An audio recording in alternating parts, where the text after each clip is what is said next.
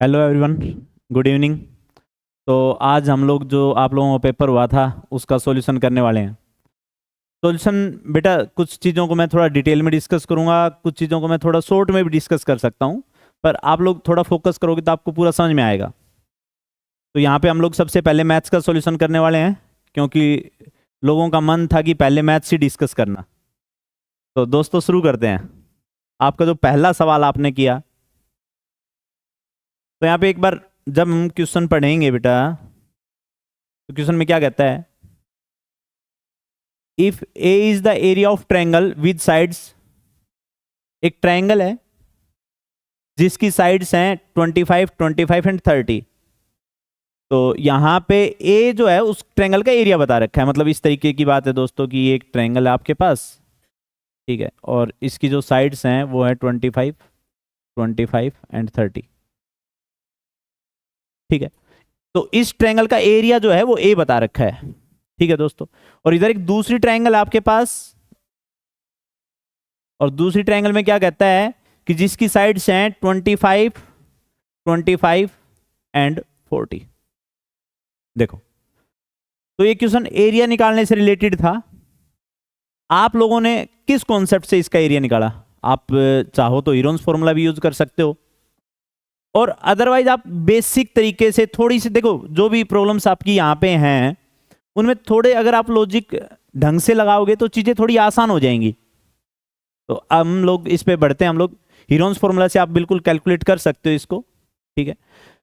अब देखो यहां पर अगर मान लो मैं थोड़ा सा बेसिक का यूज करूं और मैंने यहां से परपेंडिकुलर ड्रॉ कर दिया। देखो बेटा, ये आइसोसेलेस ट्रायंगल है, यहां पे परपेंडिकुलर ड्रॉ करूंगा तो आइसोसेलेस ट्रायंगल में जो परपेंडिकुलर होता है वो मीडियन भी होता है, ठीक है। तो ये बेटा ये साइड 15 हो जाएगी, ठीक है, ओके। अब आप अगर यहां पे इसकी हाइट निकालोगे तो वैसे तो आपको पाइथागोरन ट्रिपलेट्स पता होने चाहिए, ठीक है। ये होगा आपके 20, ठीक है दोस्तों।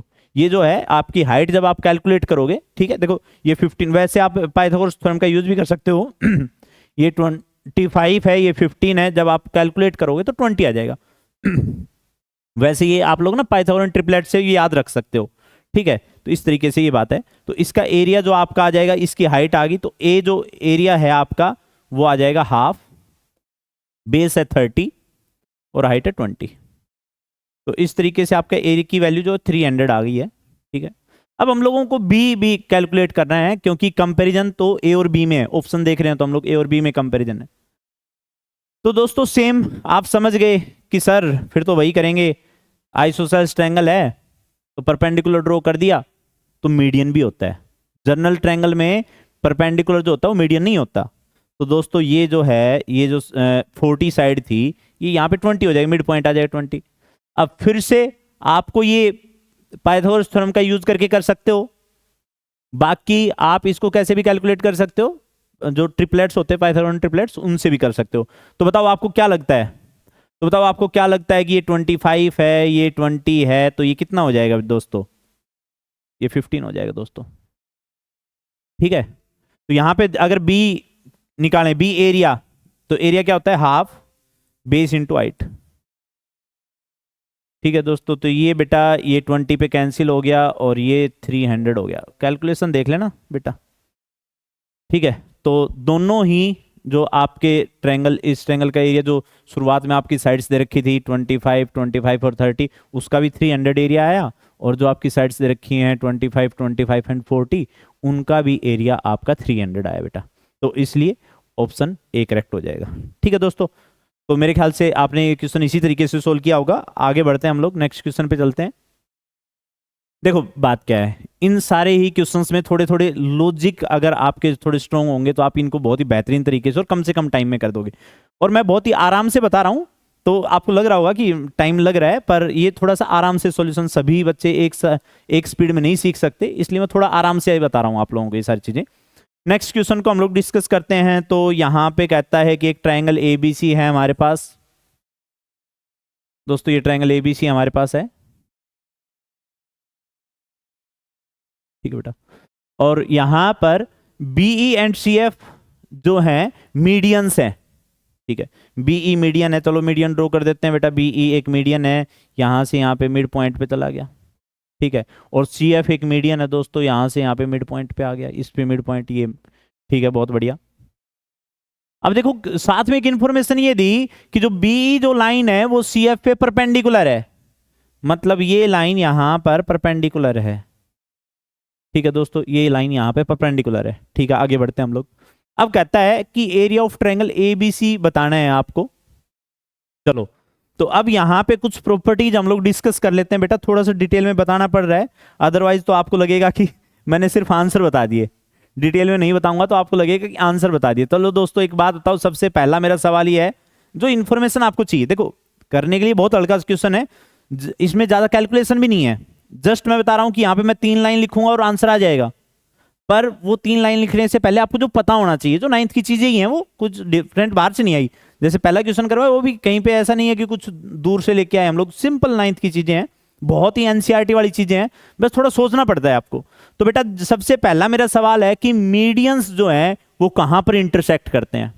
जो ये पॉइंट है, ये जो पॉइंट है यहां पे, इस पॉइंट को क्या कहते हैं? तो दोस्तों इसको कहते हैं सेंट्रोइड, इसका नाम होता है सेंट्रोइड। और सेंट्रोइड मीडियन को किस रेशियो में डिवाइड करता है? सेंट्रोइड मीडियन को 2:1 में डिवाइड करता है बेटा, 2:1 में, ठीक है। तो यहां पे आपको एक दो बातें बता रहा था मैं सेंट्रोइड के बारे में, तो यहां पे एक चीज ये बताऊंगा मैं आप लोगों को कि जो सेंट्रोइड है, मान लो सेंट्रोइड आपका इस तरीके, ये प्रॉपर्टीज है बेटा सारी, हो सकता है आपको नहीं बताई गई हो पर ये 9th का ही पार्ट है, ठीक है भाई। तो जो सेंट्रोइड है, इससे ये जो हमारी 3 ट्रायंगल्स बन गई, सेंट्रोइड को ज्वाइन किया तो ये जो 3 ट्रायंगल्स बन गई, ये फर्स्ट ट्रायंगल होगी, ये सेकंड ट्रायंगल होगी, ये थर्ड ट्रायंगल होगी, तो इन सभी का बेटा एरिया इक्वल होता है। सेंट्रोइड जो है वो ट्रायंगल को जैसे ये 3 पार्ट्स हो गए तो इन सभी का इक्वल एरिया होता है, ठीक है। ये कहां से आया? ये सब चीजें इस तरीके से आई कि आपने पढ़ा होगा कि मीडियन जो है ट्रायंगल को 2 इक्वल एरिया के पार्ट्स में बांट देता है, 2 इक्वल एरिया में इक्वल एरिया की ट्रायंगल्स में बांट देता है, तो वहां से आया है ये कॉन्सेप्ट वहीं से आया है। चलो ठीक है आगे बढ़ते हैं। दूसरी बात मैंने बताई कि अगर मैं बात करूं, इसको जी लिख दिया मैंने यहां पे, तो बीई की आपकी लेंथ है बेटा 9 और ये 2:1 में डिवाइड कर रहा है, तो बी जी कितना हो जाएगा? जब आप 9 को 3 पार्ट्स में बांटोगे और जो बीजी है ये उसका 2/3 हो गया, तो बेटा ये बच गया 6, ठीक है। आगे बढ़ते हैं हम लोग बेटा। अब ऐसे ही सी एफ, जैसे मैंने बताया आपको सी एफ, उसी सेम वे में, उसी सेम तरीके से चलेंगे हम लोग, तो ये भी 2:1 में डिवाइड करेगा बेटा। तो यहां से सी एफ की लेंथ आपकी कितनी हो जाएगी बेटा? 2/3 ऑफ 12, 2/3 ऑफ 12 होगी बेटा, बहुत बढ़िया। यहां पे देखो, ठीक है, ये आ गया 4, ये आ गया 8, ठीक है बेटा। तो अब देखो बात क्या है, क्या तुम्हें पता है कि ये जो ट्रायंगल है बीजीसी, ये कैसी ट्रायंगल है?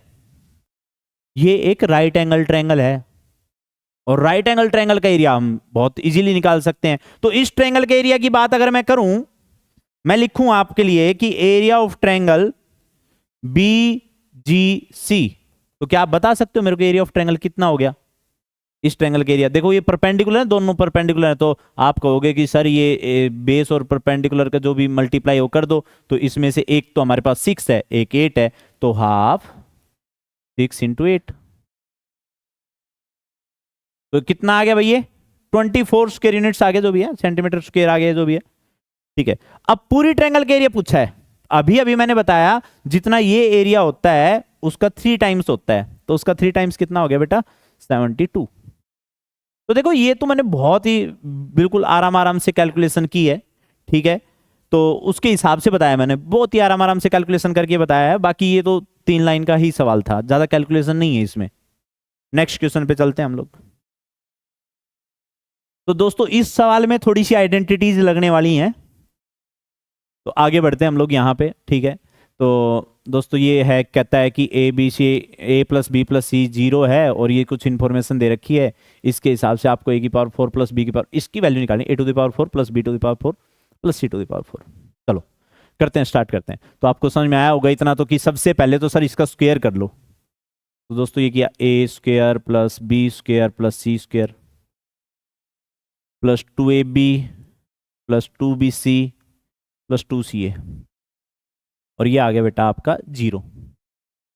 अब यहां पे देखो दोस्तों, अगर मैं इनकी वैल्यूज पुट करूं तो ये कितना हो जाएगा बेटा, ये वैल्यूज आपके पास 10 वैल्यूज दे रखी हैं, plus 2AB plus BC plus CA, तो इज इक्वल टू 0। तो यहां से हमने पास बेटा कितना आ गया, AB plus BC plus CA, 2 है बेटा, सभी में 2 था, सॉरी, ठीक है, ये हो गया -5, ये आ गया आपके पास से एक इंफॉर्मेशन आ गई अपने पास। ठीक है, अब देखो बात क्या है, मेरे पास इसका भी स्क्वायर करना है मुझे, ठीक है भाई दोस्तों, इसका स्क्वायर करते हैं चलो, क्योंकि मुझे तो ये सब इनकी सबकी वैल्यू चाहिए ना, तो इनकी वैल्यूज कहां से मिलेगी, इनके स्क्वायर में इन्वॉल्व होगी। ऐसा कुछ देखने को कब मिलेगा, जब हम इसका स्क्वायर कर देंगे, A square plus B square plus C square का स्क्वायर करेंगे, तब ऐसी चीजें अपने को देखने को मिलेंगी। तो चलो भाई इनका स्क्वायर करते हैं, चलो बेटा करते हैं। तो यहाँ पे आया A⁴ plus B⁴ plus C⁴ plus 2A square B square plus 2B square C square plus 2C square A square is equal to 100। ये आ गया बेटा यहाँ पे, ठीक है, आ गया।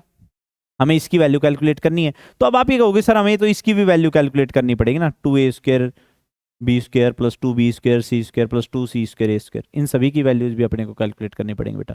तो चलो फिर क्या करें, सर हमारे पास ये इन्फॉर्मेशन, इस इन्फॉर्मेशन का यूज करते हैं। चलो दोस्तों, इसका यूज करने वाला हूं, तो इसका यूज कैसे करेंगे, तो स्क्वायर कर दो इसका भी, ठीक है दोस्तों, चलो इसका स्क्वायर करते हैं बेटा।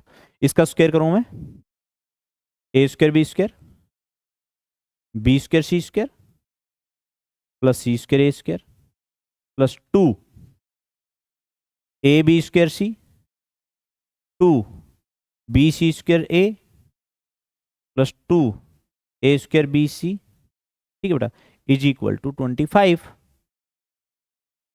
अब ध्यान देना बेटा, ठीक है, इसका स्क्वायर कर दिया, हमें इसकी वैल्यू चाहिए। अच्छा ओके, देखो ना, एक बार देखना, अभी यहाँ पे मैं क्या लिख रहा हूँ प्लस में, इसमें से अगर मैं 2ABC कॉमन ले लूँ तो बताओ कितना बच जाएगा, तो ये B plus C plus A बच जाएगा। देखो ये तो वही चीज़ है, यहाँ तक तो वही है, यहाँ तक तो दोस्तों वही सब कुछ है, ये तो सब ऐसे ही लिखा मैंने, A square B square plus B square C square plus C square A square, ये सब तो वैसे लिखा मैंने। और ये तो आप ये कहोगे कि सर एक सेकंड बस, वो सवाल अपना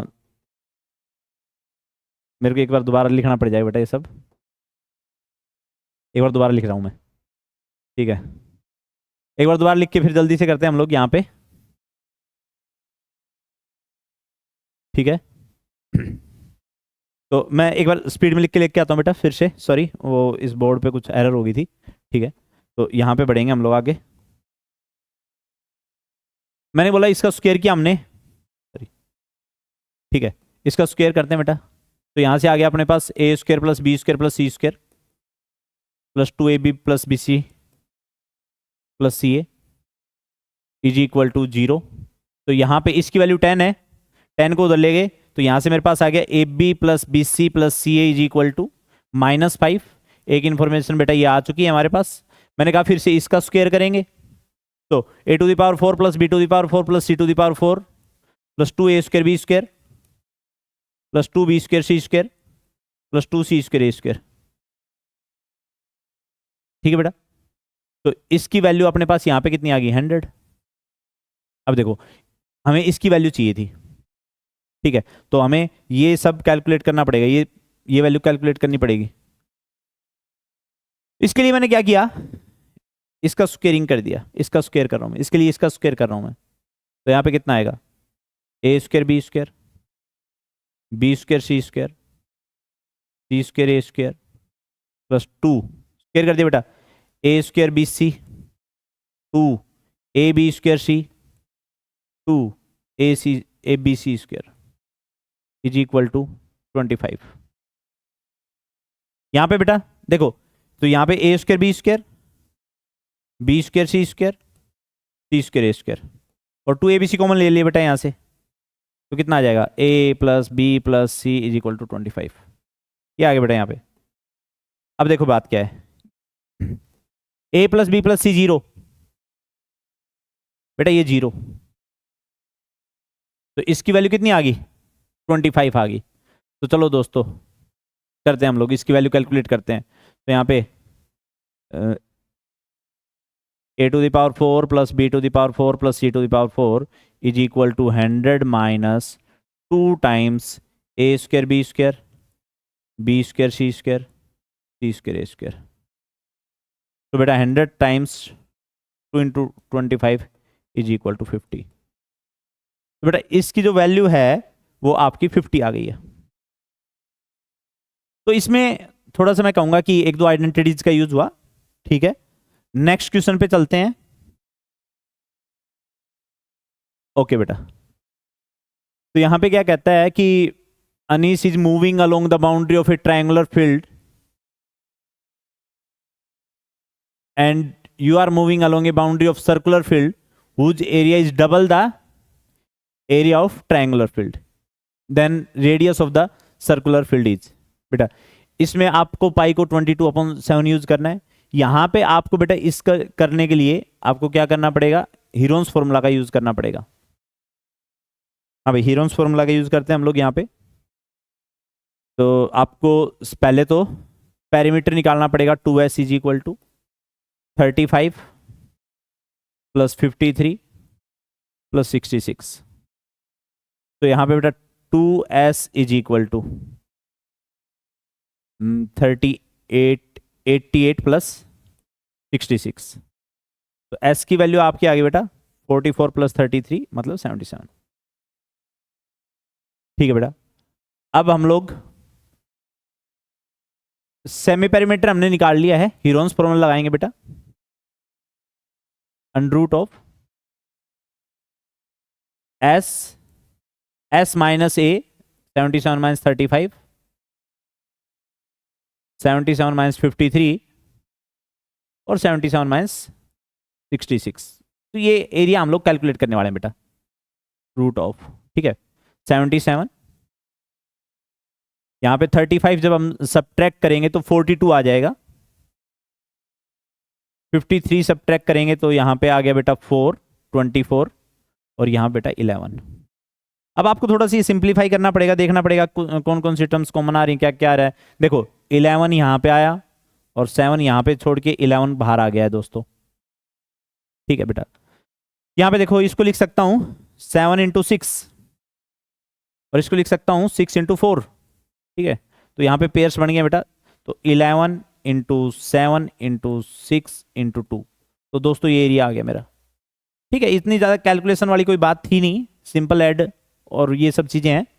ठीक है दोस्तों, अब उसने क्या कहा है, जिस सर्कुलर फील्ड के अलोंग आप घूम रहे हो, अनीस घूम रहा है ट्रायंगुलर फील्ड के अलोंग, ठीक है, घूमने दो उसको, आप भी घूम लो। आप सर्कुलर फील्ड के अलोंग घूम रहे हो, घूमना अच्छी बात होती है। तो अब देखो बात यह है कि आपका जो सर्कुलर फील्ड है उसका एरिया क्या कहता है कि moving along the boundary of a circular field whose area is double the area of triangular field.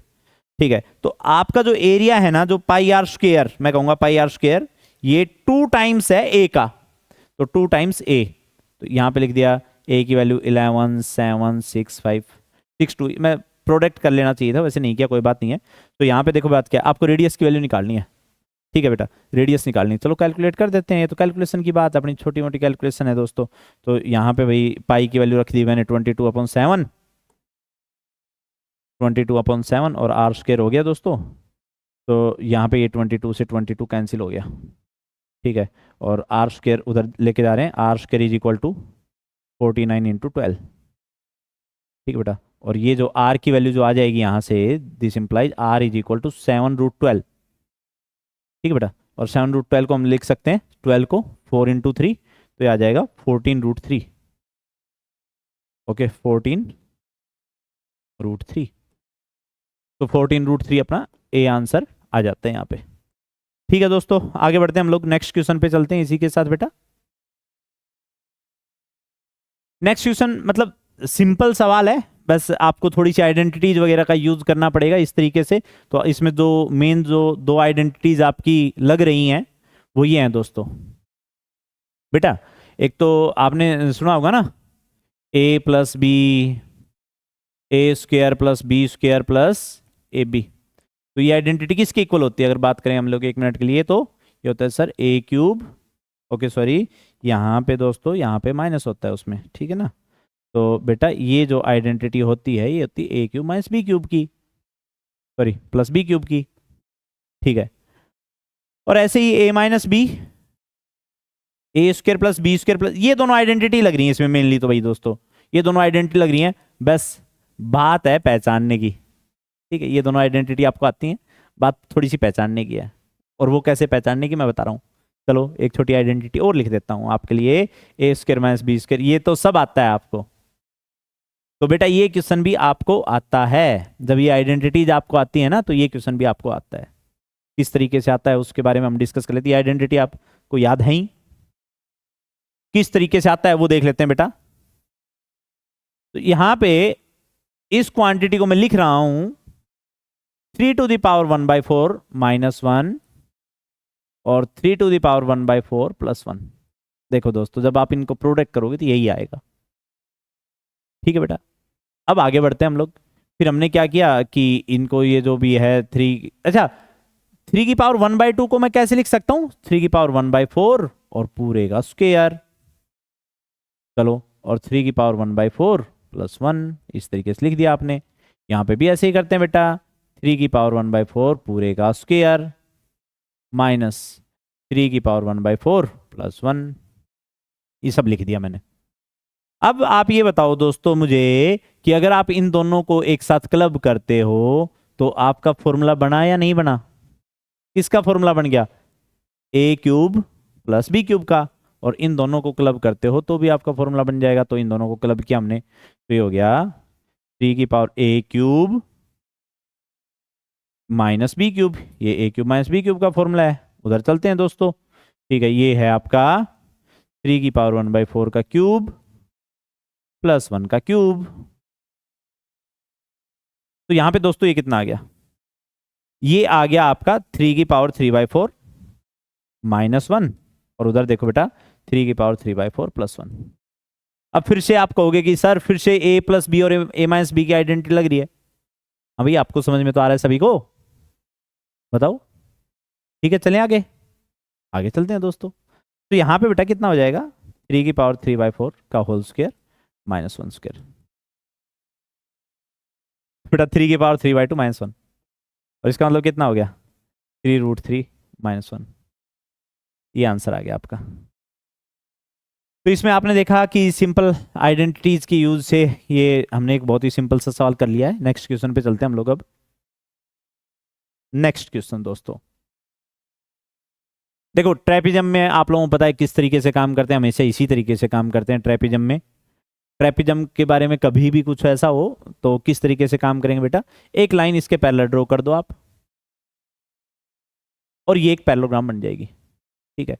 वैसे अगर बात करूं मैं आपसे कि ट्रेपिज्म का जो एरिया होता है वो क्या होता है, तो उसके लिए अपने को क्या चाहिए, ट्रेपिज्म के एरिया का फॉर्मूला क्या होता है, half sum of parallel sides into height, ठीक है दोस्तों। तो यहां पे क्या है कि पैरेलल साइड्स का सम तो हम कर पा रहे हैं इजीली, पर हाइट नहीं पता हमें, तो उसके लिए मुझे ये सब करना पड़ रहा है, उसके लिए मेरे को करना पड़ रहा है। तो जैसे मैं इसको इसके पैरेलल ड्रॉ कर दूंगा तो ये लाइन दोनों पैरेलल हैं ही, ये लाइन और ये लाइन भी पैरेलल होगी, तो ये भी 5 आ गई, एक पैरेललोग्राम बन गई है दोस्तों, ये दोस्तों एक पैरेललोग्राम बन गई है, ठीक है। तो यहाँ पे ये कितना आ जाएगा, अगर बात करूं तो ये साइड जो है मेरी 13 आ जाएगी, ये साइड यहां से यहां तक 13 आ गई, ठीक है दोस्तों। अब एक बात तो, छोटी ट्रायंगल तो आप समझ गए, अरे सर ये तो पाइथागोरन ट्रिपलेट बन गए हैं 5, 12, 13, और इस ट्रायंगल का जो सर हम एरिया भी निकाल सकते हैं, तो इस ट्रायंगल का जो एरिया है वो आपका हो गया हाफ बेस इंटू हाइट। तो बेटा आपका जो एरिया है वो आ गया 30, चलो भाई बहुत ही बढ़िया। जब ये 30 आ गया तो अब अगर हम बात करें कि चलो अगर 13 बेस होता और ये हाइट होती तो भी एरिया तो यही रहना था, 30 रहना था। तो भाई अगर मैं इधर से देखूं तो half 13 into h is equal to 30, तो यहां से हम एच की वैल्यू कैलकुलेट कर सकते हैं बेटा। तो यहां से एच की वैल्यू होगी 60/13, अब हम लोग देखो, तो हमारे पास ट्रेपेजम की हाइट आ गई है, तो अब हम लोग ट्रेपेजम का एरिया निकाल सकते हैं। तो एरिया कितना हो जाएगा बेटा? एरिया हो जाएगा half sum of parallel sides into height 60/13। ठीक है भाई, हाइट लगा दी मैंने यहाँ पे। तो यहां पे बेटा अगर मैं कट करूं, ये हो गया 30, तो एरिया इज इक्वल टू 13 3 जा एंड 13 4 जा। ठीक है बेटा, तो ये आ गया 7 × 30, तो ये आ गया 210। ठीक है दोस्तों, तो मैं समझता हूं कि आपको ये समझ में आ गई है बात। बेटा 13 कैसे आया? बहुत ही अच्छा सवाल था। जैसे लाइव चल रहा है तो यहाँ पे क्वेश्चंस भी आप पूछ सकते हो, बिल्कुल ठीक है। 13 कैसे आया बेटा? ये देखो, अगर मैं इस लाइन के साथ में, मतलब मैंने यहां से एक लाइन ड्रॉ की, कंस्ट्रक्शन कर दी इस लाइन के पैरेलल, एडी के पैरेलल, तो जैसे एडी के पैरेलल जब मैं ड्रॉ करूंगा तो बेटा एक पैरेललोग्राम बन जाएगी। देखो मैंने तो कंस्ट्रक्शन में कहा है कि ये जो लाइन जो ड्रॉ कर रहा हूं मैं, दूसरे कलर से कर लेते हैं, तो ये जो भी है पिंक कलर लेते हैं, तो दोस्तों ये जो पिंक वाली जो लाइन है दोस्तों, ये लाइन इसके एडी के पैरेलल है, और दोस्तों ये इसके पैरेलल। तो जब अपोजिट साइड्स पैरेलल हो जाती हैं तो वो बन जाती है पैरेललोग्राम। तो जैसे पैरेललोग्राम में क्या रहता है कि अपोजिट साइड इक्वल भी होती हैं। देखो वैसे मैंने तो ये क्या बोले, ये अपोजिट साइड, ये इसके पैरेलल, ये इसके पैरेलल, तो पैरेललोग्राम हो गई है। पर पैरेललोग्राम में हमें क्या पता है कि साइड्स इक्वल भी होती हैं। तो मेरे को बताओ शाबाश बेटा, ये 39 अगर है तो बेटा ये भी फिर 39 होगा। अच्छा, पर उसने तो कंप्लीट 52 बोला था, पूरा तो 52 बोला था, तो ये 39 है। तो ये आपका बेटा 39 अगर घटाएंगे इससे, ठीक है, 39 से अगर हम लोग ऐसे 52 - 39 करेंगे बेटा, तो यहाँ पे 13 आ जाएगा। बात समझ में आई आपको? किसी को कोई और भी डाउट है तो आप आराम से पूछो, ठीक है, बिल्कुल आप फ्री फील करो पूछने के लिए। ठीक है दोस्तों, नेक्स्ट क्वेश्चन पे चलते हैं हम लोग। नेक्स्ट जो क्वेश्चन है वो थोड़ा सा कोऑर्डिनेट ज्योमेट्री से लिया गया है दोस्तों। कोऑर्डिनेट ज्योमेट्री का क्वेश्चन है आपके पास। ट्रायंगल एबीसी एक इक्विलैटरल ट्रायंगल है, सच दैट ए जो है ये पॉइंट दे रखा है और सेंट्रोइड दे रखा है, सेंट्रोइड। देखो दोस्तों, आपको थोड़ा सी डीप स्टडी करनी पड़ेगी, तब ये सेंट्रोइड वगैरह के बारे में बहुत सारी चीजें आपको अच्छे से पता चलेंगी। ठीक है, ए बी सी, ठीक है। आपको एनसीईआरटी के अलावा दूसरी जो बुक्स होती हैं थोड़ी सी वो भी पढ़नी चाहिए, अगर आप कंपटीशन लेवल पे प्रिपेयर करना चाहते हो, तो थोड़ा उसमें ज़्यादा अच्छे से आइडिया रहता है, इन सब चीज़ों के बारे में बढ़िया बताते हैं। तो दोस्तों ये पॉइंट है 2,2, बिल्कुल आसान सी बात है। यहाँ पे सेंट्रोइड दे रखा है आपको, और सेंट्रोइड का कोऑर्डिनेट है -2,2। तो यहाँ पे पूछ रहा है कि साइड की लेंथ बतानी है। चलो भाई, साइड लेंथ की बात करते हैं अब हम लोग, ठीक है। यहाँ पे थोड़ा सा बताना पड़ेगा आपको, थोड़ा सा मैं डिटेल में समझाऊंगा दोस्तों। ये एक इक्विलैटरल ट्रायंगल है, ठीक है। एबीसी एक इक्विलैटरल ट्रायंगल है। आप में से कितने दोस्त लोग ये जानते हैं कि इक्विलैटरल ट्रायंगल की अगर साइड ए है तो हाइट क्या होगी? ठीक है, तो इक्विलैटरल ट्रायंगल की जो आपकी हाइट है बेटा, हाइट यहां पे इक्विलैटरल ट्रायंगल की हो जाती है √3/2 टाइम्स साइड ए। अब कोई पूछे कि सर ये तो हमने देखा ही नहीं, एक्चुअली ये देखनी पड़ता है बातें। कैसे देखोगे आप, मैं बता रहा हूं। क्या आपको इक्विलैटरल ट्रायंगल का एरिया याद है? बिल्कुल, बहुत सारे लोगों को इक्विलैटरल ट्रायंगल का एरिया याद रहता है √3/4a², और जो कि किसके इक्वल होता है बेटा? Half base into height. तो बेस तो ए है, सारी साइड से है, h। तो यहां से बेटा ये 2 हो गया, एक ए से एक कैंसिल हो गया, मेरे ख्याल से आप देख पा रहे हो। तो h की वैल्यू आ गई √3/2a। ओके, बहुत बेहतरीन काम है, ठीक है ना। तो देखो ये आपको √3/2a मैंने हाइट बताई आपको। तो ये सब चीजें थोड़ा डिटेल में जो बच्चे स्टडी करते हैं, थोड़ा डिटेल में जो बच्चे पढ़ाई करेंगे, उनको ये सब चीजें याद रहती हैं, ठीक है। आपको भी इसी तरीके से, इसी बारीकी से, एरिया तो सबने पढ़ लिया था, पर हाइट निकालना फिर थोड़ा सा याद नहीं रहता है। तो अब देखो बता रहा हूं दोस्तों कि जो सेंट्रोइड होता है वो इसको 2:1 में डिवाइड करता है। तो अगर मैं तुमसे एक बात पूछूं कि ये डिस्टेंस, ये जो डिस्टेंस है ये साइड की टर्म में कितनी होगी, तो आपने क्या कहा कि सर हाइट तो होगी √3/2a, और इसका सर 2 हिस्से लेने हैं। तो मतलब इसका 2/3 दोस्तों, इसका 2/3। तो यहां पे बेटा ये 2 से 2 हम कैंसिल आउट कर देंगे और ये आ जाएगा 1/√3a। ठीक है दोस्तों, तो ये जो लेंथ है ये 1/√3a आ गई है। ठीक है, और यहां पे देखो अगर आपने वही थोड़ा सा ये पढ़ा है कोऑर्डिनेट ज्योमेट्री, तो जैसे अगर आप इस ये पॉइंट्स, हालांकि प्लॉट मैंने सही से नहीं कर रखे हैं, कोऑर्डिनेट ज्योमेट्री के हिसाब से प्लॉट करोगे आप, तो आप ये देखोगे कि ये जो लेंथ है ना, ये 4 आई है बेटा, ये 4 है।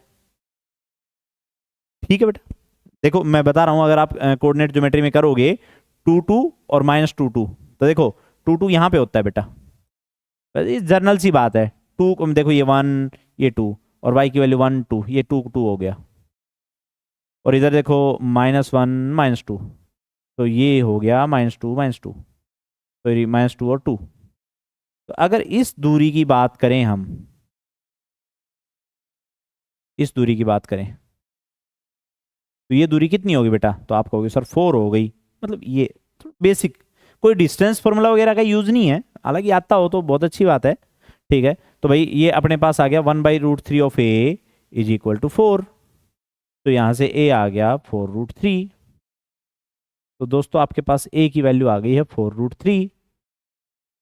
ठीक है दोस्तों, हम लोग नेक्स्ट क्वेश्चन पे चलते हैं इसी के साथ। नेक्स्ट क्वेश्चन आप लोग पढ़ो।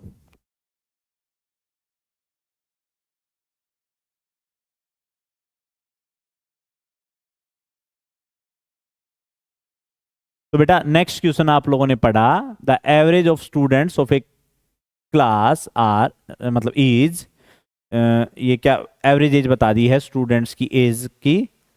ठीक है भाई, हाँ, the average age of boys in the class is 16.4 और गर्ल्स की भी एवरेज एज दे दी। तो आपको पूछा है number of the ratio of number of boys to the number of girls. ठीक है दोस्तों, तो मेरे को लगता है कि एवरेज निकालना आपको आता होगा। तो एवरेज कैसे निकालते हो आप? ठीक है, आप कैसे एवरेज निकालते हो? आप सभी का सम कर देते हो, सभी की एज का, इस तरीके से बात करते हैं। तो एवरेज के बारे में अगर मैं एक दो बातें कहूं कि भाई मान लो आपके पास मान लो 10 कुछ भी डेटा है, 10 बॉयज हैं क्लास में या 10 स्टूडेंट्स हैं और उनकी एवरेज एज निकालनी है, तो आप ऐसे ही तो एवरेज एज निकालते हो, ये एवरेज आ जाती है। समझ में आई बात आप लोगों को? अब इसमें खास बात क्या होती है? देखो इसमें खास बात मैं बता रहा हूं आप लोगों को कि चलो एवरेज एज कुछ भी आ गई, उसको एवरेज को x बार से लिख दिया, मीन भी इसको बोलते हैं, मीन भी बोलते हैं। तो जैसे मैं 10 उधर मल्टीप्लाई करूंगा ना, तो इनका सभी का सम आ जाएगा, x1 plus x2 plus x3, और ये जैसे जैसे मैं करूंगा ना, तो ये आ जाएगा बेटा। ठीक है, इस तरीके की बातें रहती हैं।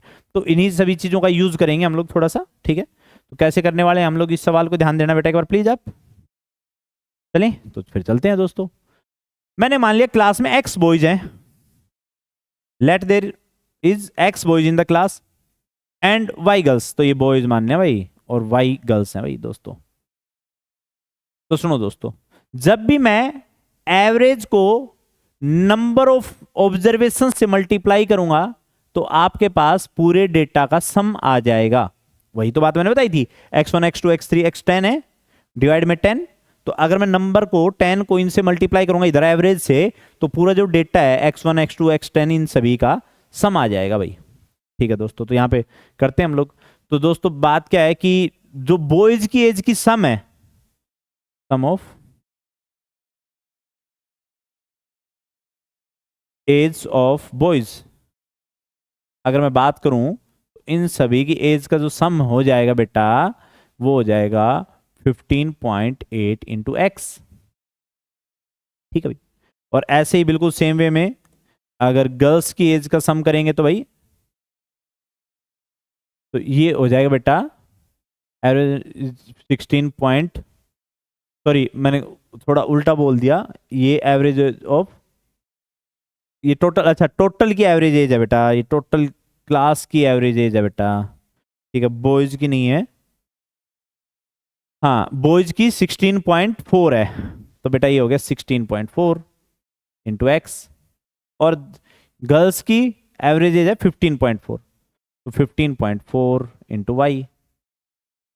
ठीक है, ये दोनों सम हो गए इनकी एज का।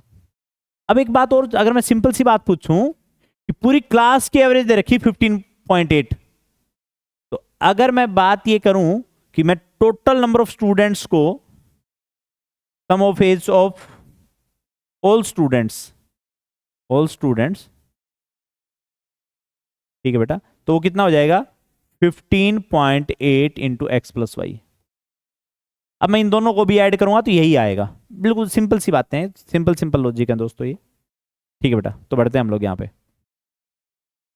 16.4x plus 15.4y is equal to 15.8x plus 15.8y।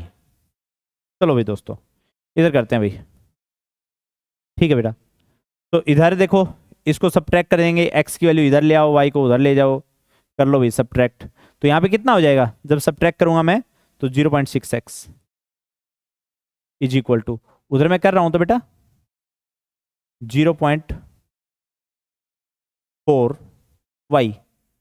तो यहां से हम लोग रेशियो निकालना है बॉयज टू द गर्ल्स। तो बेटा यहाँ पे x बाई वाई की वैल्यू पूछी हुई है, तो जैसे आप x बाई वाई करोगे तो 0.4 अपॉन 0.6, तो 4/6 आ गया, मतलब जो कि 2/3 हो गया, 2:3 आंसर आ जाएगा। तो ऐसे करके आपका 2:3 आंसर हो गया दोस्तों। तो यहां तक आपको सभी को सब समझ में आया होगा मैं मानता हूं। नेक्स्ट पॉइंट पे चलते हैं दोस्तों, हम लोग नेक्स्ट क्वेश्चन पे चलते हैं। यहाँ पे थोड़ा सा आपको दिमाग लगाना पड़ेगा इस क्वेश्चन में। बिल्कुल वैसे सिंपल ही सवाल है, बिल्कुल एनसीईआरटी लेवल का क्वेश्चन मैं कहूंगा इसको, बस थोड़ा सा आपको फोकस होना पड़ेगा। एक पैरेललोग्राम कह रहा है ए बी सी डी, उसके मिड पॉइंट्स हैं एडजेसेंट पॉइंट ए बी और बी सी के P Q respective, and area of parallelogram area of D P Q, इस तरीके से बातें कर रहा है ये। दोस्तों ध्यान सुनो बेटा, हमने एक पैरेललोग्राम बना ली, चलो भाई एक पैरेललोग्राम होगी, बस इस तरीके से ये हमारी एक पैरेललोग्राम होगी। ठीक है, ए बी सी डी, दो पॉइंट्स की बात कर रहा है। ठीक है, तो यहां पे P and Q mid point, बिल्कुल मिड पॉइंट है बेटा, P और Q, P और Q मिड पॉइंट्स हैं। तो आपसे वो इस ट्रायंगल का एरिया पूछ रहा है, इस ट्रायंगल का एरिया। चलो दोस्तों, इसके बारे में मैं आपको एक सिंपल बात बताता हूं, तब आप इजीली कर पाओगे। तो पहली बात तो ये देखो, ये थोड़े बेसिक रूल्स बताऊंगा मैं आपको कि कोई भी पैरेललोग्राम आपके पास अगर है, हाँ भाई कोई भी पैरेललोग्राम अगर आपके पास है और इधर से ये डायगोनल है आपका डायगोनल, तो पैरेललोग्राम का जो एरिया है वो आपका ये डायगोनल हाफ पार्ट्स में डिवाइड कर देगा। चलते हैं फिर आगे।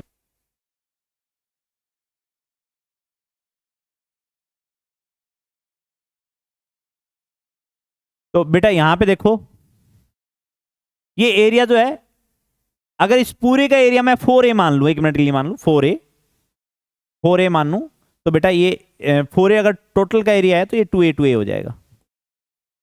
समझ में आई बात आप लोगों को? ठीक है भाई, ठीक है। अच्छा, आपने ये पढ़ा होगा कि जो मीडियन होता है वो एरिया को, सॉरी किसी भी ट्रायंगल या ऐसे इनको इक्वल एरिया में डिवाइड कर देता है दोस्तों।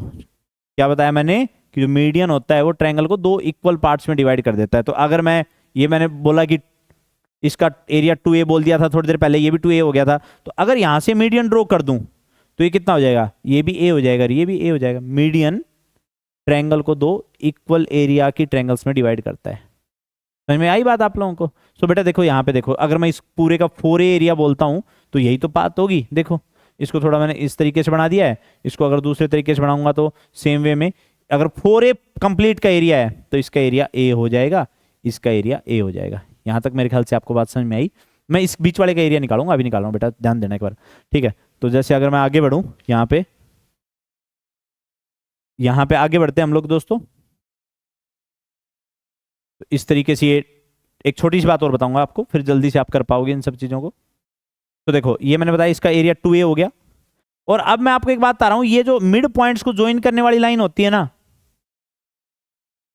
जैसे कोई भी ट्रायंगल आपके पास मिड पॉइंट को ज्वाइन किया, तो ये जो ट्रायंगल है ये इसका एरिया अगर मान लो कंप्लीट का एरिया 2A है तो ये इसका 1/4 होगा, कंप्लीट का 1/4 होता है।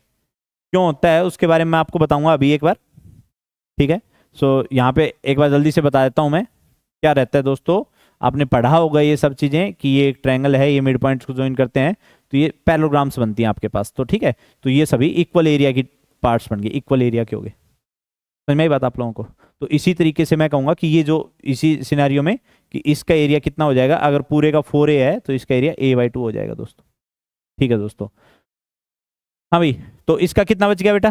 तो ये हो गया 3A/2। अब अगर रेशियो निकालना है अपने को, रेशियो ऑफ पैरेललोग्राम, कितना एरिया मैंने कितना माना था 4A, और इधर ये कितना आ गया 3A/2।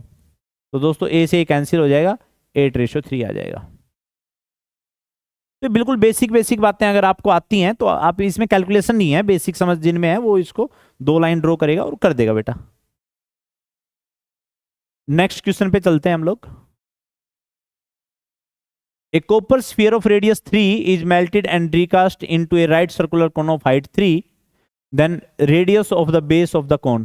देखो बेटा, तो इसमें सिंपल सी बात है, पहले तो आपको स्फीयर का एरिया का आइडिया होना चाहिए। तो आपका जो सॉरी वॉल्यूम का, क्योंकि रिकास्ट जब करते हैं तो मटेरियल का यूज होता है। जैसे इस तरीके की बात हो गई है, ये इस तरीके की बात है कि आपके पास एक कोई भी कॉपर का बड़ा सा स्फीयर है, उसको आपने पिघला दिया, मेल्ट कर दिया, तो अब आप इसको एक कोन में रिकास्ट कर रहे हो, ठीक है। तो इसके बारे में हम लोग बात करते हैं। तो देखो भाई, तो इसका वॉल्यूम कितना हो जाएगा, वॉल्यूम की अगर बात करें हम लोग तो वॉल्यूम हो जाएगा 4/3 πr³, ठीक है। अब ये वॉल्यूम और जो अपना नया जो बनाया है वो वॉल्यूम सेम रहेगा। तो देखो अपने नया क्या बनाया, हमने तो कौन बनाया, हाइट 3 है, उसकी रेडियस निकालनी है, तो 1/3 πr² इंटू h, ठीक है दोस्तों। तो ये हमारा किसका हो गया, कौन का वॉल्यूम हो गया, ये स्फीयर का वॉल्यूम था। तो यहाँ से जो कट हो रहा है कट कर देते हैं और वैल्यू रख देते हैं, तो यहाँ पे अपने पास इजीली आंसर आ जाता है दोस्तों। बहुत ही आसान सा सवाल कहूंगा मैं इसको। ये 3 से 3 कैंसिल हो गया, पाई से पाई कैंसिल हो गया, 4 r³ r की वैल्यू है 3, तो यहाँ पे 3 का क्यूब, और यहाँ पे बेटा r² कैलकुलेट करना है r हमें, और h की वैल्यू 3 दे रखी है। सो एक पावर से एक पावर कैंसिल हो गया यहाँ, ठीक है। सो r की वैल्यू निकालेंगे तो 2 × 3 आ जाएगी आपकी यहाँ से r की वैल्यू, जो कि 6, ठीक है बेटा। तो ये अपना यहाँ पे 50% हो गया। अगर आप मतलब रिकॉर्डिंग देख रहे हो और आपको लग रहा है कि बहुत सारा टाइम लग रहा है, तो आप इसको जल्दी जल्दी भी देख सकते हो। मेरे को एवरेज बच्चे के हिसाब से थोड़ा सा डिटेल में डिस्कस करते हुए चलना पड़ता है दोस्तों। तो नेक्स्ट पॉइंट चलेंगे। ये थोड़ा सा मैं कहूँगा कि चीज़ें एवरेज बच्चे के लिए मतलब थोड़ा हार्ड है डाइजेस्ट करने के लिए। कुछ क्वेश्चन ईजी भी हैं पर कुछ क्वेश्चन आपके अच्छे हैं, सही हैं, ठीक है। तो आप इनको जरूर समझो, ठीक है। नेक्स्ट पॉइंट चलेंगे बेटा। तो यहाँ पे कहता है कि the digit at the 100th place in the decimal representation of 6/7। तो देखो दोस्तों बात क्या है, तो आपको 6/7 का डेसिमल रिप्रेजेंटेशन करना पड़ेगी। सिंपल डिवाइड की बातें हैं कि यहाँ पे हम लोग 6 है, यहाँ पे हमारे पास 7 है। अब डिवाइड नहीं जा रहा है, ठीक है। तो आप इसको ऐसे इस तरीके से करोगे कि 0 पॉइंट, ठीक है ना। चलिए भाई, तो यहाँ पे 8 56 4 0 0, ये सिंपल डिवाइड है। तो आपको पता ही है कि जो भी p/q टाइप के नंबर्स होते हैं, जो भी रैशनल नंबर्स होते हैं, उसमें डिजिट्स रिपीट होने लग जाती हैं, ठीक है। तो उसी के बेस पे सवाल है, ठीक है। 5 35, नेक्स्ट पॉइंट चलते बेटा। ये फिर यहाँ पे 5 आ गया, 0 0 7 49 1 0 0, फिर 1 पे 7 3 आ जाएगा दोस्तों। मैं इधर लिख देता हूँ, चलो इधर लिख देते हैं, 3 आ गया, फिर 0 0, इस तरीके से चल लेगा अपना, ठीक है। डेसिमल तो लगाना था यहाँ पे, डेसिमल, ठीक है। आगे बढ़ते हैं। 28 2 फिर 0, ठीक है बेटा, और 14 और यहाँ पे आगे 6। अब रिपीट शुरू हो जाएगा, तो अब रिपीट शुरू हो जाएगा, ठीक है दोस्तों। तो देखो यहाँ पे रिपीट क्या क्या स्टार्ट हुआ, रिपीट क्या क्या स्टार्ट हुआ, इनका रिपीटेशन फिर से चलेगा। 8 5 7 1 7 1 4 2। अब ये कितने हैं, 6 हैं। तो आप 6 6 करते जाओगे तो 100 के पास जाना है तो कहाँ पे पहुंच जाओगे 96, 6 फिर 12 का, फिर अगला 6 का ग्रुप आया, फिर अगला 6 का ग्रुप आया, तो 96 तक पहुंच जाओगे ऐसे ऐसे। अब 96 के बाद लिखना शुरू करते हैं। देखो 96 तक पहुंच गए हो, ठीक है, आपका ये जैसे 0 पॉइंट और ऐसे ऐसे चलता चलता और ये आ जाएगा 8 5 7 1 4 2, यहाँ पे 96 कंप्लीट हो गए। फिर देखना भाई, फिर 97 98 99 एंड 100, ये है 100th डेसिमल प्लेस जो कि आपका आएगा 1। ठीक है दोस्तों, तो ये सवाल बिल्कुल बेसिक अंडरस्टैंडिंग का क्वेश्चन मैं कहूंगा कि यहां पे था आपके पास। नेक्स्ट क्वेश्चन भी बिल्कुल सिंपल रैशनल नंबर से ही आ रहा है कि यहां पे आपने कहा कि x y is number that is divisible by a b, ठीक है, इस तरीके से ये इस तरीके की बातें कह रहा है, तो ए बी की वैल्यू बतानी है आपको। तो सपोज करो इसको आपने बोल दिया कुछ भी ए बोल दिया, ए आपका एक नंबर है, जिस तरीके से ये कहता है वो सवाल मैं एक बार फिर से बच्चों के लिए पढ़ देता हूं, बच्चों के लिए मीनिंग बता देता हूं। कहता है कि कोई भी एक नंबर एक्स वाई है, एक्स वाई नंबर है, उसको ए बी से डिवाइड करेंगे तो 0.xy आने लगा, तो कहता है कि ए बी बताओ, इस तरीके की बातें हैं। तो देखो आपको पता है कि यहां पे ये तो डेसिमल रिप्रेजेंटेशन है, डेसिमल रिप्रेजेंटेशन किसकी, रैशनल नंबर की है, समझ रहे हो ना भाई, ठीक है। और बेटा इधर क्या है, पी वाई क्यू फॉर्म में लिखना है, तो आपने सीखा है कि किसी भी डेसिमल वाले नंबर को पी बाई क्यू फॉर्म में कैसे लिखते हैं। तो यहां पे दोस्तों करते हैं हम लोग, इसको मैंने 100 से मल्टीप्लाई किया, so 100 is equal to x y decimal x y and so on. यहां बेटा ए है आपका, तो यहां पे 0.xy एंड सो ऑन, और सबट्रैक्ट कर दिया तो 99 is equal to x Y.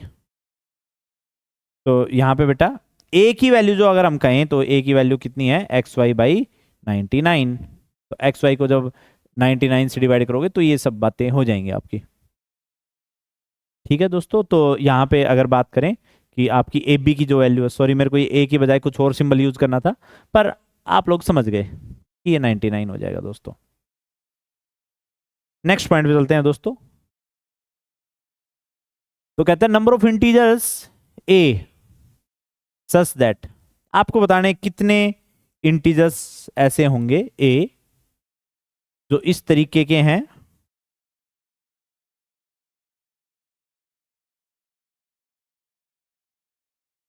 ठीक है दोस्तों। तो आपको ए की पावर ए जो है वो परफेक्ट स्क्वायर होना चाहिए, ए की पावर ए परफेक्ट स्क्वायर आपका होना चाहिए दोस्तों। तो यहां पे आगे बढ़ते हैं हम लोग, तो दोस्तों करते हैं हम लोग ए की पावर ए। अच्छा देखो बात क्या है कि परफेक्ट स्क्वायर के लिए क्या होना चाहिए बेटा, रूट ऑफ ए की पावर ए, मतलब ये सोल्व हो जाना चाहिए, मतलब ये एक इंटीजर आ जाना चाहिए। दो सिचुएशन में ऐसा होता है दोस्तों, दो सिचुएशन कौन कौन सी, एक तो इसको हम ऐसे लिख सकते हैं,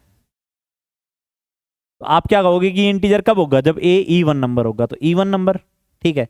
और एक बेटा आप इसको ऐसे भी लिख सकते हो कि ए की पावर 1/2 और पूरे की पावर ए की पावर 1/2 और पूरे की पावर ए, तो भी ये रूट ए और इस तरीके से सोल्व हो जाता है दोस्तों। तो यहाँ पे हम लोग बढ़ते हैं आगे, तो आपको या तो इवन नंबर होना चाहिए, तो इवन नंबर, और या फिर परफेक्ट स्क्वायर होना चाहिए। तो आपको इवन और परफेक्ट स्क्वायर सारे काउंट करने हैं। तो देखो दोस्तों, आप इवन नंबर काउंट करोगे 1 से 100 तक, सॉरी, तो 2 2 4 6 और 100 तक गए, ये कितने हो गए दोस्तों, ये 50 हो गए। अब आगे बढ़ते हैं हम लोग। तो बेटा एक बात मैंने क्या कहा, या तो इवन नंबर हो, तो ये तो काउंटिंग की हमने 50 हो गए। फिर मैंने कहा परफेक्ट स्क्वायर, तो परफेक्ट स्क्वायर 1 होता है, ठीक है। तो आप जब 1 की पावर 1 का 1 की पावर 1 जो है ना, ठीक है, वो 1 ही होता है, वो परफेक्ट स्क्वायर आ गया, ठीक है। अब 1 के बाद 4, पर 4 हम ऑलरेडी यूज कर चुके हैं, तो 1 के बाद क्या आएगा 9, 4 यूज कर चुके हैं 9, 16 यूज कर चुके हैं 25, और बेटा फिर 36 यूज कर चुके हैं 49, ओके, 64 के बाद 81, तो ये 5 नंबर्स और आ गए। 50 वो नंबर हो गए थे, 5 नंबर ये हो गए, सच दैट ए की पावर ए जो है वो परफेक्ट स्क्वायर नंबर होगा। ठीक है, परफेक्ट स्क्वायर कौन सा होता है, जिसका रूट एक इंटीजर आ जाए, नेचुरल नंबर आ जाए। तो इस दो सिचुएशन बनेंगी, या तो ए इवन हो या ए परफेक्ट स्क्वायर हो। तो दोस्तों हमने सारे काउंट किए, तो यहाँ पे 55 आपका आंसर हो जाएगा। तो दोस्तों नेक्स्ट क्वेश्चन पे आते हैं हम लोग इसी सिलसिले में। और मैं समझता हूँ कि मैं थोड़ा आराम से ही बता रहा हूँ, इस सिर्फ आप लोगों के लिए बता रहा हूँ कि थोड़ा धीरे धीरे आप ये सब चीज़ें समझ लें आराम से। ठीक है, यहाँ पे दोस्तों उसी तरीके की बात हो रही है कि A B is equal to half of B D.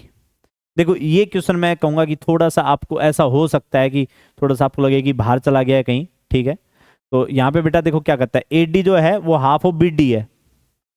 तो अगर मैं ए डी को मान लो मैं बोलता हूँ एक्स, देखो ये x है, तो ये जो आपका होगा वो बेटा x/2 हो जाएगा। ठीक है बेटा, समझ में आई बात आप लोगों को। ये लाइन इसके पैरेलल है, ये लाइन और ये लाइन इस तरीके से पैरेलल है। मैं एक बार बता देता हूं आपको। ठीक है, कि कहता है DE is parallel to BC, DE is parallel to BC। ठीक है दोस्तों, आगे बढ़ते हैं हम लोग यहाँ पे। तो यहाँ पे बेटा थोड़ा सा हम लोग इसको अगर मान लो 1 मिनट के लिए सिमिलरिटी बोल दें, तो ये देखो ये दोनों ट्रायंगल सिमिलर होंगी, ये छोटी ट्रायंगल और ये कंप्लीट बड़ी ट्रायंगल। ठीक है, यहाँ पे मैं कहूँगा कि ये कॉन्सेप्ट थोड़ा सा हैवी हो जाता है कहीं ना कहीं। हालांकि इसको हम लोग बाकी कर सकते हैं, कंस्ट्रक्शन वगैरह से इसको भी हाफ में डिवाइड करके और फिर उस तरीके से हम लोग कर सकते हैं। ऐसी बात नहीं है कि नहीं कर सकते, उस तरीके से भी कर सकते हैं। पर मैं अगर कहूँ तो सिमिलर ट्रायंगल से चलेंगे तो ज़्यादा बेहतरीन रहता है।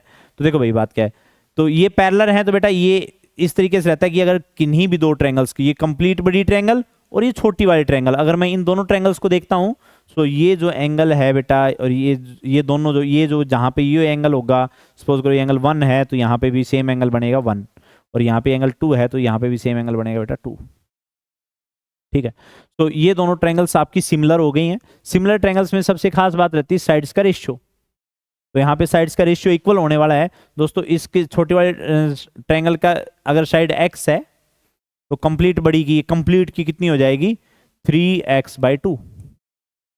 ठीक है दोस्तों, और यहाँ पे देखो बात क्या है कि BC अगर 6 दे रखा है, तो यहाँ पे अगर मैं कट करूं तो इनकी साइड्स कट किस रेशियो में है, 2:3 में है।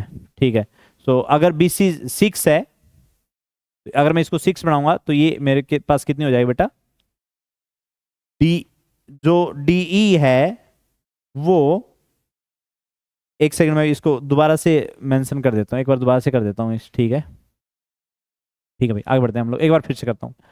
तो AD is equal to half of BD। मैंने थोड़ा मिस्टेक कर दी थी, क्या बोल दिया था, मैंने बोल दिया था ये x और ये x/2 गलत बोल दिया था मैंने। तो मैं ये कहूँगा कि ये अगर यहाँ तक ये x है तो बेटा ये x/2 है। ये बात थी सॉरी। ठीक है ना, BD अगर x है तो ये x/2 है। सॉरी, इसी तरीके से था, सॉरी। तो यहाँ पे फिर से हम लोग वही बात कहूंगे कि ये दोनों ट्रायंगल सिमिलर हैं। सो ये कंप्लीट साइड कितनी होगी, ये कंप्लीट साइड तो अपनी अभी भी 3x/2 होगी। तो क्या रहेगा, साइड्स का रेशियो हुआ x/2 रेशियो 3x/2। तो यहाँ से ये किसके बारे में बोल रहा हूँ, ट्रायंगल ADE के बारे में बोल रहा हूँ। और यहाँ पे क्या लिख रहा हूँ, ट्रायंगल ABC लिख रहा हूँ, उनकी साइड्स का रेशियो। तो यहाँ पे साइड्स का रेशियो कितना आ गया, 1:3। तो अगर BC को मैं 6 कर देता हूं, यहाँ पे अगर 2 से मल्टीप्लाई कर दूं, ये 6 होगी तो ये साइड 2 होगी। तो बेटा इसकी साइड जो है वो 2 आएगी, कोरस्पोंडिंग साइड्स का रेशियो होता है तो ये 2 आएगी। ठीक है दोस्तों, तो ये मैं कहूँगा कि थोड़ा सा डिफिकल्ट सवाल मैं कहूँगा इस पेपर में, ये मान सकते हैं हल्का सा। आगे बढ़ते हैं दोस्तों इसी के साथ हम लोग। देखो ये बहुत ही बेहतरीन सवाल है। ठीक है, और ये आप लोगों के लेवल का है, पर जैसे मैं अगर कहूँ तो पहले एक एग्जाम होता था NTSC, तो ये उसका पहले होता था 9th-10th क्लास के बेस पे ही रहता था, तो उसके बेसिक से ये उठाया गया क्वेश्चन है। ठीक है दोस्तों, तो यहाँ पे अगर मैं बात करूँ, इनको सिंप्लीफाई करने के लिए थोड़ा सा आपको आना चाहिए, फिर इस तरीके के सिंप्लीफिकेशन आने चाहिए। ठीक है, तो यहाँ पे देखो इसको कैसे सिंप्लीफाई करते हैं, जैसे मैं कहूँ √11 - 2√30। तो बेटा इसको कैसे सोल्व करेंगे हम लोग, इसको ऐसे सोल्व करेंगे, √11 को दोस्तों हमने लिखा 5 + 6 - 2√5 √6। ठीक है दोस्तों, इसको 11 को ऐसे लिख दिया हमने। ठीक है ना बेटा, सॉरी 11 को इस तरीके से लिख दिया बेटा, इसको इस तरीके से ब्रेक कर दिया। मैं आपको अभी सिखा नहीं पाऊंगा, बस एक थोड़ा आइडिया दे रहा हूं कि इस तरीके से करते हैं। हम लोग। तो यहाँ पे बेटा इसको लिखोगे तो आप लोग लिखा जाएगा। ओके, इसमें खास बात ये ध्यान रखी जाती है कि जो लार्जर नंबर है वो पहले लिखा जाएगा।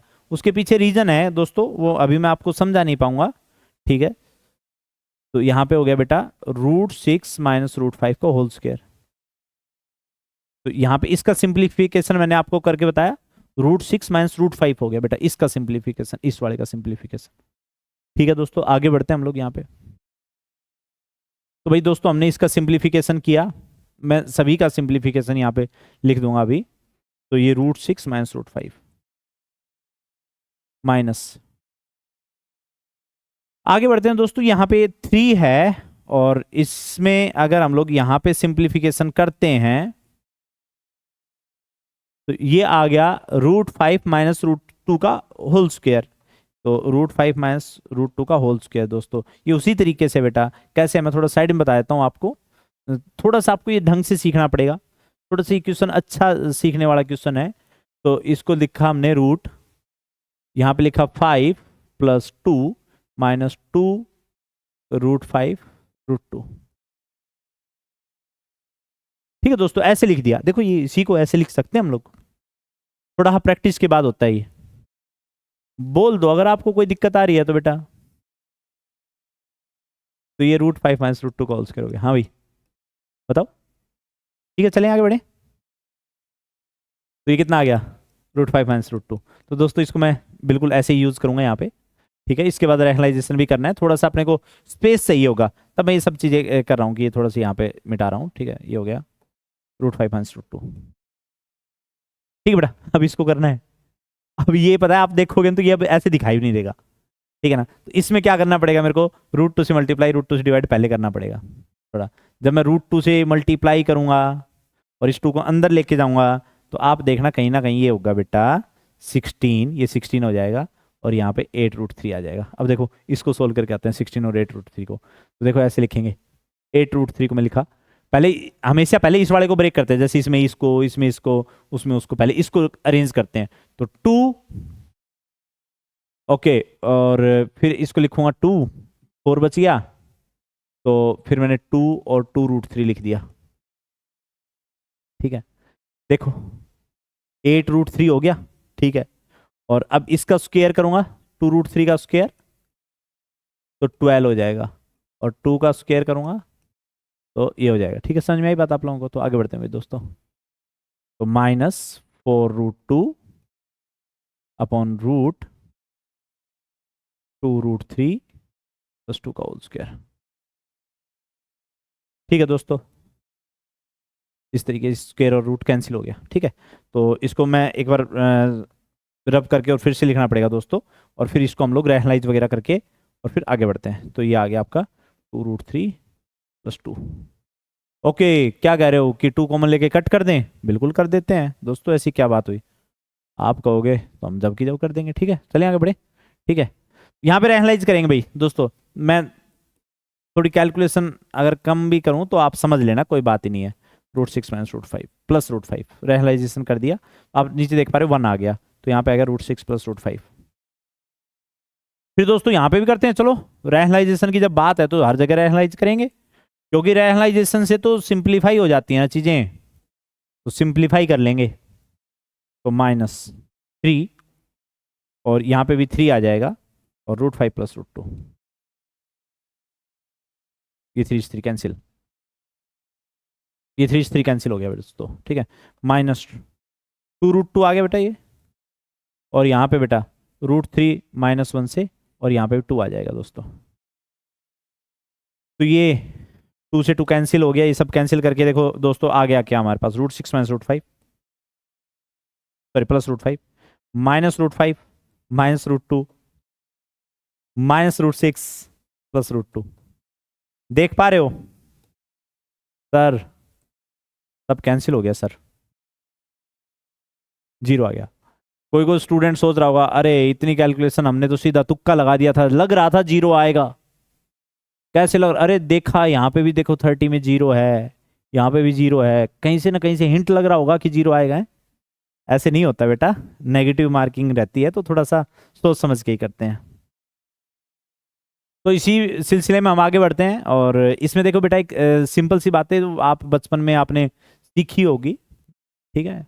ये 6th 7th में बात आ जाती है कि कभी भी a की पावर n माइनस b की पावर n हो ना बेटा, ठीक है, तो ये जो नंबर आता है ये हमेशा डिविजिबल बाई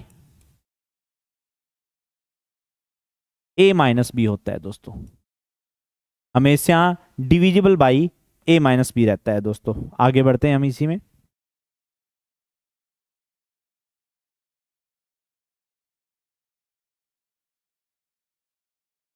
तो दोस्तों इस तरीके की बात होती है।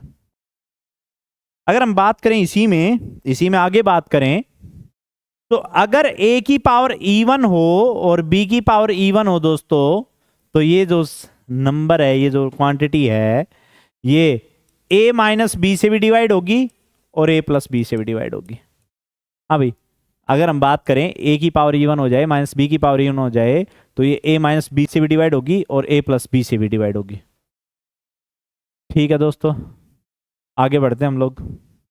तो अब देखो, ये बस सिंपल सवाल है। इसके बाद बहुत ही सिंपल सवाल रह जाता है। कहता है कि a की पावर 30 को, अब बस आपको समझना है कि कैसे लिखें दोस्तों, समझ में आई बात है? किसी की पावर n में लिखना है, बस ये बात है। सुनो तो देखो बात क्या है, इसको लिखा 2 की पावर 5 और पूरे की पावर 6 माइनस 1 की पावर 6 लिख दो। देखो समझ में आई बात आप लोगों को? तो आप यहाँ पे देखो इवन नंबर है, इवन है ये संख्या, तो इसका मतलब ये होगा कि ये 2 की पावर 5 प्लस 1 से भी डिवाइड होगा और 2 की पावर 5 माइनस 1 से भी डिवाइड होगा, दोनों से डिवाइड होगा बेटा ये। तो इन दोनों से तो डिवाइड हो ही रहा है, आपने को बताना किससे डिवाइड नहीं हो रहा। सुनो आगे बढ़ते हैं। 2 की पावर 6 उसको करेंगे 2 की पावर 6 पूरे की पावर 5 माइनस 1 की पावर 5। तो दोस्तों ये कहीं ना कहीं आप देख पा रहे हो 2 की पावर 6 माइनस 1 से भी डिवाइड हो रहा है, तो इससे भी डिवाइड हो रहा है बेटा। आप जब ऑब्जर्व करोगे तो इससे डिवाइड नहीं होगा। हालांकि इनको करने के बहुत सारी अलग चीजें होती हैं, मैंने बहुत स्ट्रेट फॉरवर्ड बताया। मैं आपको दूसरे मेथड भी बता सकता हूं जिससे आप बहुत बड़े बड़े डिवाइड्स उसमें बता सकते हो किससे डिवाइड हो गया नहीं हो गया, रिमाइंडर क्या आएगा। ठीक है दोस्तों, तो इस सवाल में ऐसे भी हो सकता था कि रिमाइंडर बताओ क्या आएगा, ऐसा कुछ क्वेश्चन बन सकता था। तो वो हम लोग किसी दिन फिर मिल लेंगे, जब फिर मुलाकात होगी तब डिस्कस करेंगे, कोई बात ही नहीं है। नेक्स्ट पॉइंट पे आते हैं दोस्तों। सर्कल का बिल्कुल सिंपल सवाल है दोस्तों, सेंटर पे आप पढ़ लेना प्लीज, ठीक है। आप लोगों ने पेपर दिया तो आप क्वेश्चन पढ़ सकते हो, मैं एक सेकंड के लिए दोबारा से पढ़ सकते हो कि कैसे करेंगे।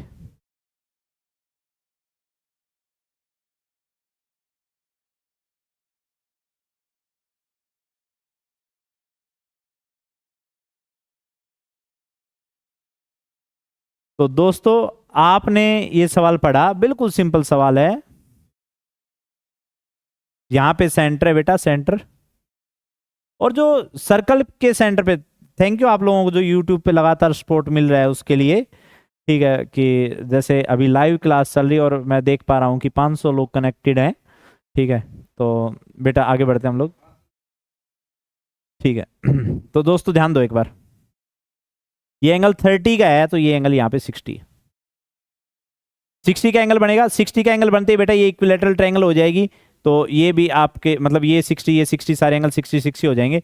ये साइड 5 देखिए तो ये सारे 5 हो गए, तो डायमीटर 10 हो जाएगी। बिल्कुल सिंपल सवाल, बिल्कुल सिंपल सवाल मैं कहूँगा।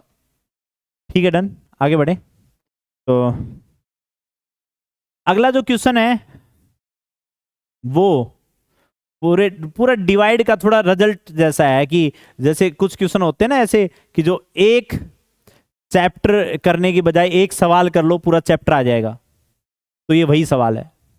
तो आप लोगों ने जैसे पोलिनोमियल पढ़ा होगा, उसमें रिमाइंडर थ्योरम ये वो सब करने की बजाय जब आप अगली बार ये जब चैप्टर सीखो तो ये एक सवाल कर लेना, तो पूरे चैप्टर का रिजल्ट यूज करके जो पूरा बिल्कुल बढ़िया से कॉन्सेप्ट जो है वो इसी में है।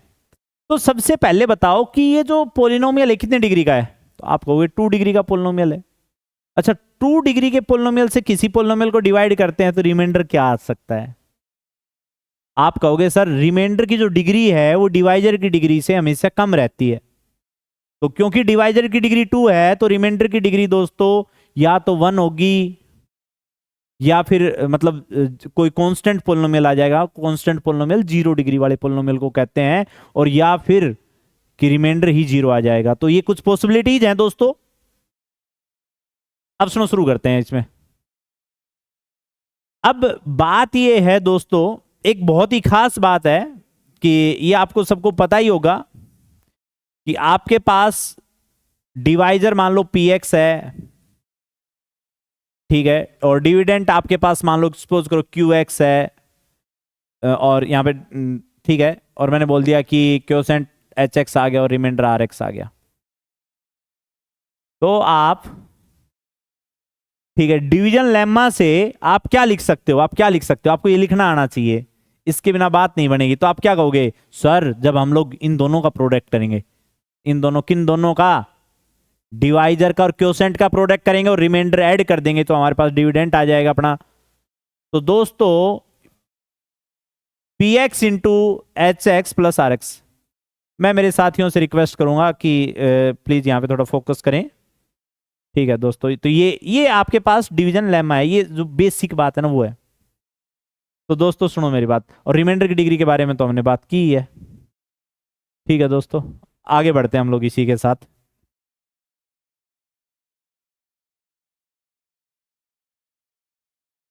हाँ बेटा, तो आगे बढ़ते हैं इसी के साथ। हम लोग इस क्वेश्चन को इसी कॉन्सेप्ट से करेंगे। आप, मैं मानता हूं कि आपने ये कॉन्सेप्ट सीख लिया होगा, ये समझा होगा ये कॉन्सेप्ट। तो दोस्तों चलो आज बेहतरीन वाले डिवाइड करते हैं। तो x की पावर 200, ठीक है दोस्तों, x की पावर 200 माइनस 2x की पावर 199। थोड़ा सा कलर चेंज कर दो सर, कलर सर सब सब वाइट वाइट हो गया था सर, लो भाई पिंक पिंक। x की पावर 200 माइनस 2x की पावर 199, x की पावर 50। दोस्तों इस क्वेश्चन में मैं थोड़ा सा डिटेल में समझाऊंगा आपको, तो आपको थोड़ा सा वेट भी करना पड़ सकता है, मतलब अच्छे से समझने के लिए, तो ध्यान से देखना बेटा प्लीज। तो बेटा अगर मैं इसको इससे डिवाइड कर रहा हूं x माइनस 1 x माइनस 2 से, मैंने मान लिया क्योसेंट qx है और रिमाइंडर मान लिया मैंने ax प्लस बी। हमारा फोकस और हमारा टारगेट है ax plus b, remainder calculate करना। चलो आगे बढ़ते हैं। अच्छा मैं ये बताना चाहता हूं कि ये जो एक्सप्रेशन जो मैंने यहां पे लिख दी है जिसमें ये प्लस बी निकालना है, ये जो एक्सप्रेशन जो मैंने लिख दी है ये एक आइडेंटिटी है।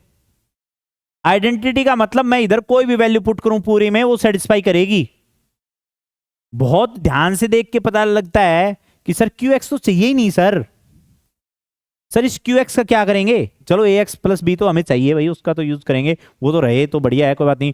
सर इसको गायब करना है, तो मैंने क्या कहा, ये एक आइडेंटिटी है, मैंने कहा पुट कर दो x की जगह 1, पुट कर दो x की जगह 1। चलो दोस्तों 1 पुट किया, देखो 1 की power 200 1 minus 2 plus 1 minus 2 plus 1 plus 1 plus 1। यहां पे दोस्तों आप देख पा रहे हो 0 हो जाएगा।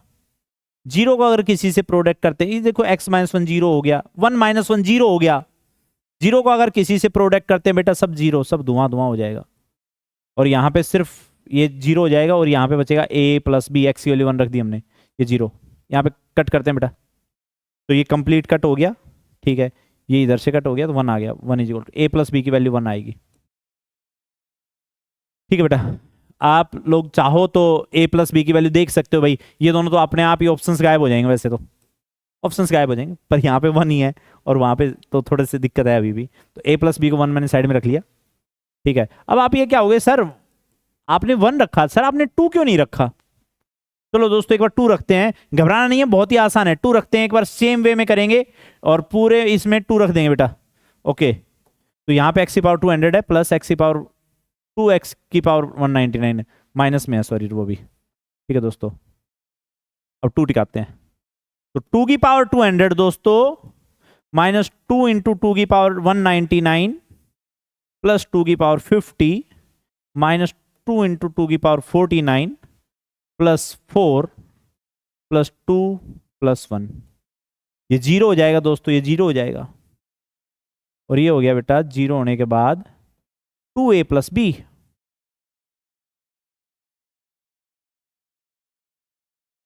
क्वेश्चन नंबर 44 पे कह रहे हैं कि दोबारा से चेक करना है। बिल्कुल चेक करेंगे बेटा, बस आप 1 मिनट रुक जाओ, मैं इसको कंप्लीट करके फिर चेक करते हैं, तब तक आप साथ बने रहो। ठीक है दोस्तों, तो यहाँ पे देखो बेटा, ये कैंसिल कैंसिल, तो आप क्या कहना चाह रहे हो क्वेश्चन नंबर 44 में क्या आपको क्या लगता है कि क्या होना चाहिए? तो बेटा ये हो गया 7 is equal to 2a plus b, और बेटा a प्लस बी पहले अपने पास 1 था,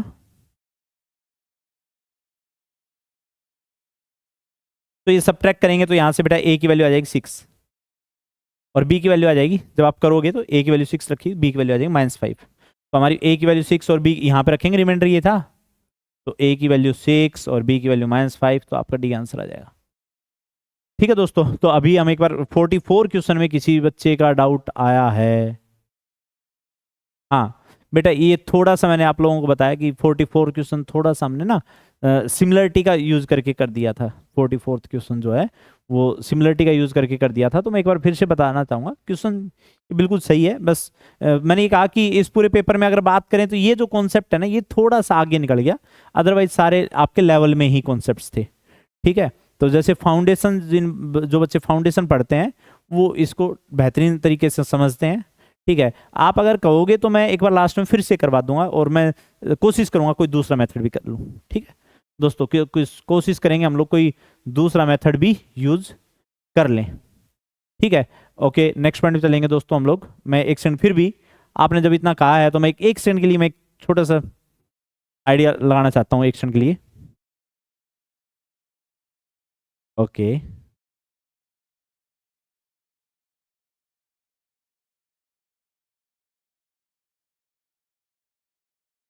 दोस्तों ये सिमिलरिटी से ही बेस्ट हो रहा है, अदरवाइज मेरे को इसमें थोड़ी ही कंस्ट्रक्शन वगैरह करनी पड़ेगी। तो नेक्स्ट पॉइंट चलते हैं हम लोग, मैं इस पेपर को खत्म करने की तरफ चलता हूं और फिर हम लोग बाद में इसके बारे में डिस्कस कर लेंगे। तो हम लोग बिल्कुल, the line joining the midpoints of it diagonals of trapezium has length 3, the longer base is 97 and the shorter base is।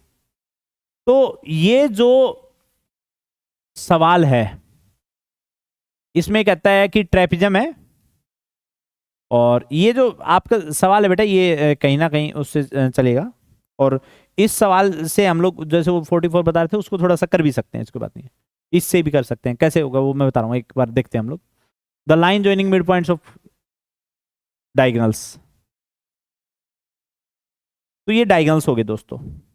हम लोग यहाँ पे जो 9th में जो सबसे बेहतरीन चीज, बेहतरीन कॉन्सेप्ट, मिड पॉइंट थ्योरम, ऐसा तो हो ही नहीं सकता कि मिड पॉइंट थ्योरम का यूज ना हो और पेपर कंप्लीट हो जाए। पेपर है तो मतलब मिड पॉइंट आएगी, बहुत जरूरी सा कॉन्सेप्ट है, मतलब बेहतरीन कॉन्सेप्ट है। वैसे तो कॉन्ग्रुएंसी है मेन कॉन्सेप्ट, तो ये कहता है कि इन मिड पॉइंट्स को ज्वाइन किया, ये जो है इसकी साइड लेंथ 3 है। क्या कहता है कि हमने इसको, अब देखो मैं बता रहा हूं आप लोगों को, यहां पे कहता है कि जो, ठीक है 3 है और लॉन्गर बेस 97, ये 97 है दोस्तों। तो मैंने क्या किया, मिड पॉइंट्स को ज्वाइन कर रहा है, ठीक है, तो मैंने क्या किया, इसी के पैरेलल आगे एक्सटेंड कर दिया। तो अब ये मिड पॉइंट के कन्वर्स से क्या कहोगे आप लोग, ये भी मिड पॉइंट पे जाएगा, ये मिड पॉइंट पे ही चला जाएगा। कन्वर्स ऑफ मिड पॉइंट क्या कहता है कि एक ट्रायंगल के एक मिड पॉइंट चल रहे हैं पर थर्ड साइड के पैरेलल चल रहे हैं, तो सामने वाली साइड को मिड पॉइंट पे कट करेगी। ठीक है, तो इसकी लेंथ बोल दी दोस्तों मैंने x। तो आप क्या कहोगे कि sir x+3 is half of 97। ठीक है, क्योंकि ये मिड पॉइंट यहाँ पे इधर भी मिड पॉइंट हो गया, तो मिड पॉइंट थ्योरम से हम क्या कहेंगे कि x+3 जो है वो आपका हाफ ऑफ 97 हो गया भाई, बिल्कुल सही हो गया। ठीक है, चलो आगे बढ़ते हैं। तो यहाँ से x की वैल्यू अगर हम देखें तो 97/2 - 3, तो जैसे आप कैलकुलेट करोगे तो 91/2 आ गया। बहुत बेहतरीन काम है। अब देखो ये जो ट्रायंगल, अगर आप इस ट्रायंगल में देखते हो, इस ट्रायंगल में ये जो नई ट्रायंगल जो मैंने पिंक येलो कलर से बना दिया है, नई ट्रायंगल, तो इसमें भाई ये दोनों मिड पॉइंट्स हैं, इसको नाम दे देते हैं बेटा, ऐसी क्या बात हुई, ABC, और ये D बोल दिया, ये E बोल दिया। तो DE जो है ना वो पैरेलल है, क्योंकि ट्रेपेजियम में तो पैरेलल होगी। ठीक है, और आपको पता है ये मिड पॉइंट्स थे। ठीक है, ये इस डायगोनल का मिड पॉइंट था और ये इस साइड का मिड पॉइंट है। ठीक है दोस्तों, आगे बढ़े हम लोग। ठीक है, यहाँ पे तो यहाँ पे बेटा x जो है ये x का डबल हो जाएगा CB। तो x कितना आया था 91/2, तो ये 91 आ जाएगा दोस्तों। तो दोस्तों ये आ जाएगा 91। नेक्स्ट पॉइंट चलते हैं भाई दोस्तों। अब बिल्कुल फाइनली हम लोग आखिरी सवाल पे आ गए हैं। आप लोगों ने बहुत ध्यान से सुना, बहुत अच्छा लगा मुझे। ठीक है, अब हम मतलब मैंने थोड़ा सा डिटेल में बताने की कोशिश की और फिर भी कोई कमी रह गई हो तो मैं कहूँगा सॉरी दोस्तों। ठीक है, मैंने बेस्ट कोशिश की। ठीक है, तो यहाँ पे देखो दोस्तों, ये 90 डिग्री, ये सिंपल सवाल है दोस्तों। मैं ये कहूँगा कि एक रेक्टेंगल है और इस तरीके डी दे रखा है, D3 और ये 4 और ये कितना आ जाएगा, 5 आ जाएगा। लेंथ ऑफ एडी निकालना है दोस्तों। ये वही ट्रायंगल वाली बात कर लेंगे हम लोग। ट्रायंगल वाली बात कैसे कि हाइट निकाल लेंगे, नहीं यहाँ से हाइट निकाल लेंगे बेटा, हाइट निकाल लेंगे। तो इसका एरिया कितना हुआ, इस छोटी ट्रायंगल का एरिया, ये जो ट्रायंगल है, ये जो ट्रायंगल है इसका एरिया कितना हुआ। तो आप कहोगे सर क्या सर एरिया पूछ रहे हो सर, आसान तो है। मैं भी कहूँगा बिल्कुल आसान है, 6 आ गया, एरिया 6 आ गया। तो अब ये एच, जो एच है वो एडी के इक्वल होगा। तो h half 5 into h is equal to area, भी तो ऐसे भी लिख सकते हैं इसको, इसी ट्रायंगल के एरिया को ऐसे भी लिख सकते हैं 6। तो यहाँ पे एच इज इक्वल टू 12/5। जब आप कैलकुलेट करोगे तो ये आ जाएगा 2.4। जब आप कैलकुलेट करोगे तो ये आ जाएगा 2.4। तो दोस्तों इसी के साथ ये अपना बेहतरीन सा सॉल्यूशन खत्म होता है। अब बैक टू बैक हमारे सुनील सर जो कि एक IITian है, आप लोगों को फिजिक्स करवाएंगे और बहुत ही बेहतरीन मजा आने वाला है।